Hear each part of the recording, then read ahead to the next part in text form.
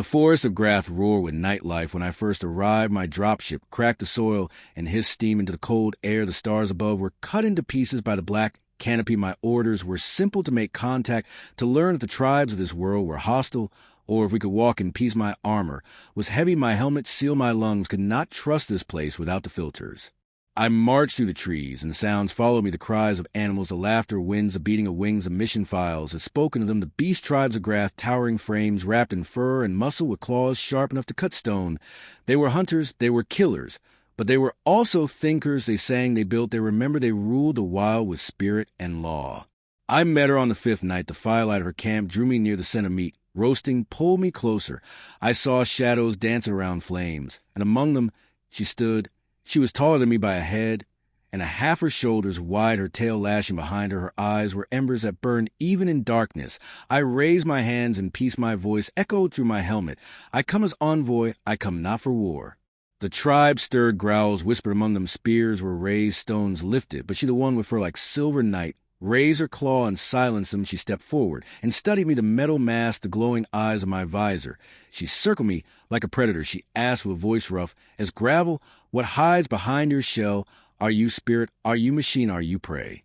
I answered only with silence. I was ordered never to remove my helmet, not until the air was proven safe, not until I knew their ways. But every day she questioned me, every night when the fires died and only the stars watched. She would ask, were you truly? Why do you hide? Why do your eyes glow like glass?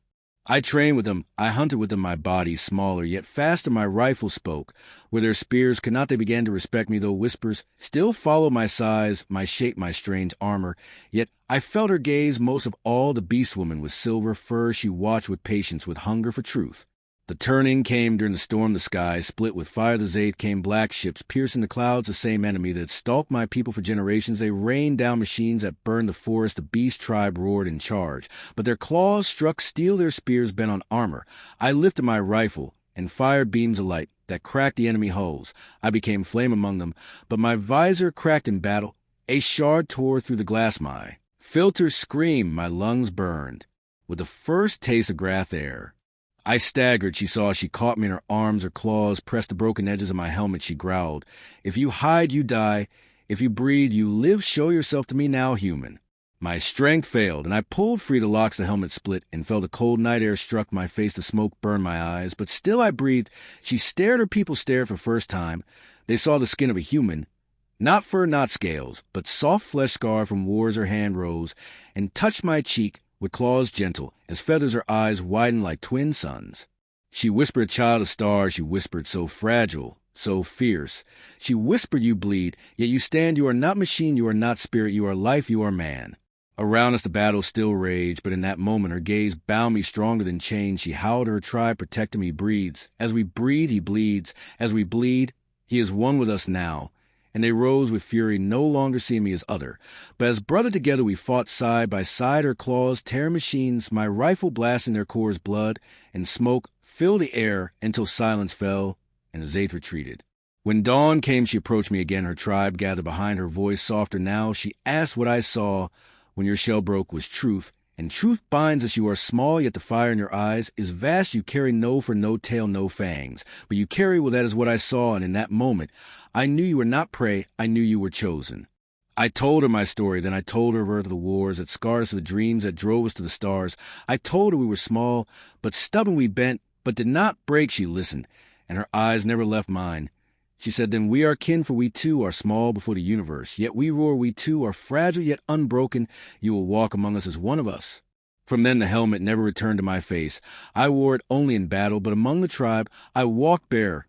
They painted my skin with the marks of hunters. They braided my hair with feathers. They taught me the songs of the stars. And she, the silver-furred Beastwoman, walked always at my side.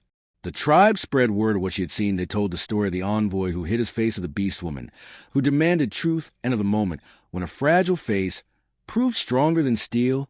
They said the stars had sent a human, and that human had brought new fire. They said the helmet broke, and from its shell emerged hope. I looked at her one night by the fire. She watched the flames of profile cut sharp against the glow. I asked her, what did you truly feel when you saw me without the mask? She turned to me, and her claws brushed my cheek again. She said, I saw someone small, yet unafraid. I saw the storm of battle written on your skin. I saw no beast, no god, no machine, only a man. And that was enough, that was everything. And in that moment, under stars that belonged to neither Earth nor Grath, I knew humanity had found a place not by power, not by conquest, but by being seen, by being known, by daring to remove the helmet. What the Beastwoman saw was truth. What the tribe saw was kin. What I saw was the beginning of something greater than war.